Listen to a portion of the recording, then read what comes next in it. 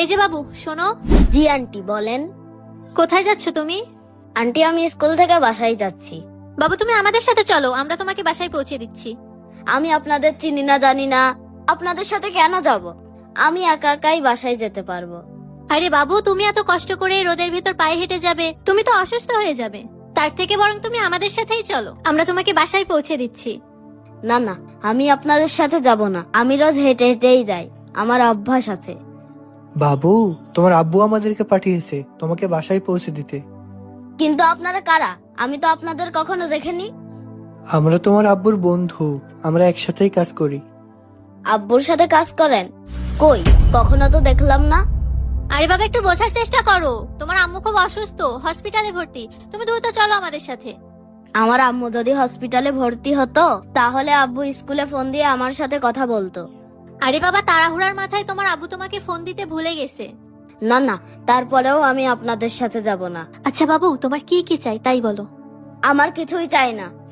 তুমি আমাদের সাথে চলো, তোমার যা যা চাই তোমার সবকিছু কিনে দেব। চকলেট কিনে দেব, আইসক্রিম কিনে দেব, আরো নতুন ড্রেসও কিনে দেব। আরে আন্টি আপনি এত কথা বলছেন কেন? আমার কিছুই লাগবে না, আর আমি আপনাদের সাথে যাবও না। দেখো আমি কিন্তু তোমার ভালোর জন্যই বলছি, তুমি আমাদের সাথে চলো, না হলে কিন্তু এর ফল ভালো হবে না। কি ভালো হবে না? হ্যাঁ, আমার থেকে দূরে থাকেন, না হলে কিন্তু আমি চিৎকার করে লোকজন ডাকবো। কি করবো এখন? এই পিছে তো আমাদের কোনো কথাই শুনছে না। আমি আপনাদের মতলব বুঝতে পেরেছি, আপনারা ভালো লোক না। তাহলে কি করবো এখন? জোর করে তুলে নেবো নাকি? কি বুঝলেন স্যার? ও কি আপনাদের কথায় রাজি হয়েছে? ভেরি গুড, আপনি তো বাচ্চাদেরকে অনেক ভালো শিক্ষা দিয়েছেন। Thank you sir. স্যার আপনি এনাদের চেনেন? হ্যাঁ রাফি, এনারা আমার মতোই টিচার। না স্যার, এরা আপনার মতো না, এরা খুব বাজে। না রাফি, এনারা খুবই ভালো মানুষ। তাহলে এনারা আমার সাথে খারাপ ব্যবহার করলো কেন?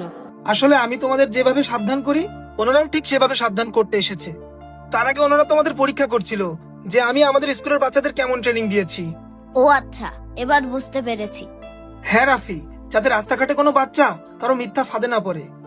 স্যার আমাদের স্কুল থেকে শিখিয়েছে রাস্তাঘাটে কোনো অপরিচিত লোক ডাকলে সাড়া না দিতে, আর কোনো কিছু দিলে না খেতে। হ্যাঁ একদম ঠিক বলেছে। ঠিক আছে রাফি, তুমি বাসায় চলে যাও, দেরি হলে তোমার আম্মু আবার টেনশন করবে। ঠিক আছে স্যার, আসসালামু আলাইকুম। ছেলেটা অনেক বুদ্ধিমান। স্যার, আমাদের স্কুলের প্রতিটা বাচ্চা এরকম সচেতন। এই বিষয়ে আমরা আলাদা ক্লাসের ব্যবস্থা রেখেছি। Very good, and thank you so much. আচ্ছা থাকো, আমাদেরকে আবার অন্য স্কুলে যেতে হবে।